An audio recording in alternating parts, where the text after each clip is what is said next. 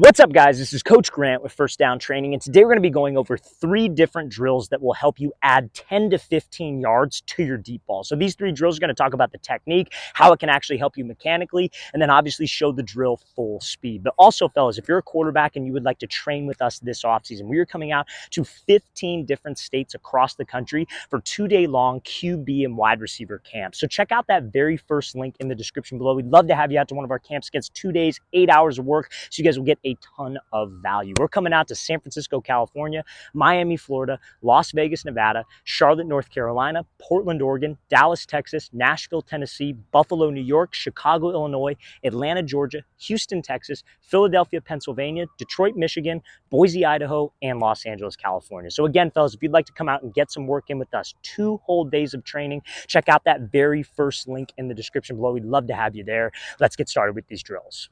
All right, guys, so this first drill that we're going to be going over today is something called a no stride drill. So one of the common mistakes that a lot of quarterbacks will make when they try to throw deep is that they will be in a base like so. They'll have their back foot underneath their frame. They'll have about 60 to 70% of their weight on their back leg like they should. But the mistake that they will make is they will push off of this back foot, and that will create this really long stride. Now, not only will this long stride put your feet outside of your frame and you can't rotate with your hips, because guys, as quarterbacks, we should know that all of my throw power comes from my hips, my legs, and my core. But this single problem is why so many guys lose the power from their legs and from their hips and core. They think that they're generating power, but this long stride, you cannot rotate. That's why so many guys lock out. That's why so many guys swing their back legs, simply because their feet are too wide outside of their body frame. So the other problem with that is that when you push all of your body weight forward, it is impossible for you to keep your shoulders back, right? So power as a quarterback comes from something called hip and shoulder dissociation. So that essentially means that when your front stride makes contact with the ground, you have to have your shoulders here. You want to maintain some weight on your back leg for a split second so your shoulders can stay. Foot is a short stride, so now I can transfer weight, have the hips come through before my shoulders, and that takes pressure off my arm, but also increases velocity and distance on the arm. So this simple drill forces us to get to that position by not taking a stride. So what you're going to do, set up a target maybe 20 to 30 yards away from you. You're going to start out like this, front foot, like let's say the target is the camera. You don't want your foot directly open. You want it slightly open, slightly to the right. Weights on your back leg like so, 2 hands on the ball. You're going to arc your shoulders like you're throwing deep. You're going to sit into this back leg. As you sit, you're going to take the football back with your hands to make sure that my weight's back, my back foot keeps some weight on it. Then you're going to think your front hip pulls you open, and this football and shoulder should trail behind the back hip, and you launch this thing. So it helps us with balance with my lower half, engaging my legs, and getting in that proper sequence, simply because we don't have that push that creates the wide base, long stride, which also slows down my release, but also helps me get more of my hips and legs involved with the throw. So I'm going to show you how this drill is going to look full speed.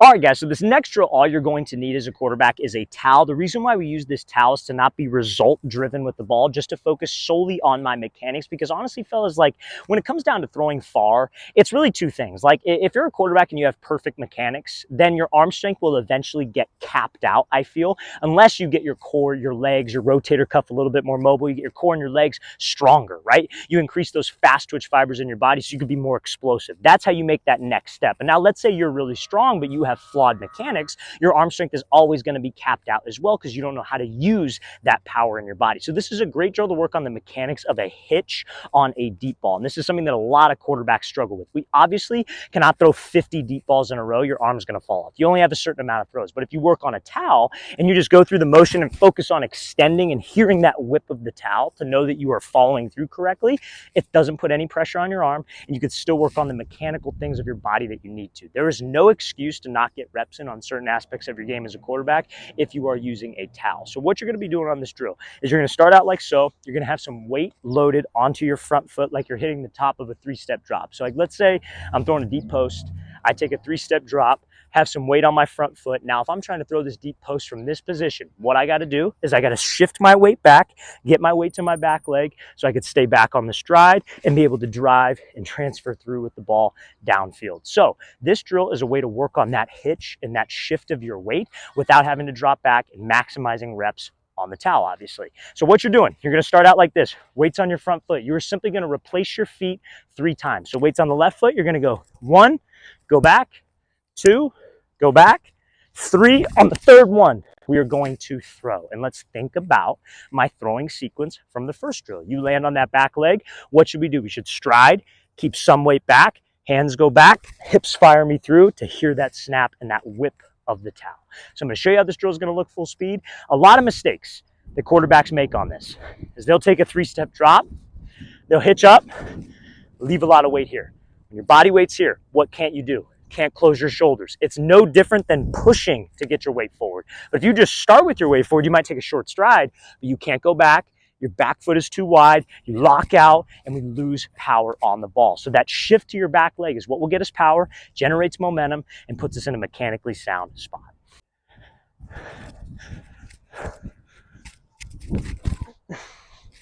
All right, guys, so this is going to be a great drill to help quarterbacks strengthen their back leg and make sure their back leg gets to where it needs to be underneath their back shoulder at the top of a drop, right? So a common mistake that quarterbacks will make, especially when they're throwing like, let's say it's like a quick fade. Let's say you take a 3-step drop and you got to throw right off the 3rd step, is they will hit their 3rd step on this drop and they will be insanely wide outside their frame. Knee will cave, foot is wide. What does that do to your body weight? That shifts it forward so you can't have that dissociation. Remember, we talked about my upper body staying back. Shoulders will beat your hips, leg will lock out, just simply because you have too much weight on your front side. So this is a great drill to ensure that your back foot is at a good spot. So let's say, for example, you were here, and let's say you were doing hops on your back leg. If you were doing hops, automatically to be able to stay balanced, you got to stay under your frame, right? So imagine if you jumped wide, you would fall, because you can't balance when your foot's outside your frame. So this drill involves hopping on one foot to put us in the correct mechanical spot. So what you are going to do is you're going to hop back twice, set your front foot down lightly, be in a perfect base to know what that feels like, and then drive and throw. Set up a target maybe 30, 40 yards downfield. So how this is gonna go: right foot, hop once, hop twice, lightly set down, lightly. Then you shoot through and throw to work on that back leg getting to that perfect mechanical spot. I'm going to show you how this is going to look full speed.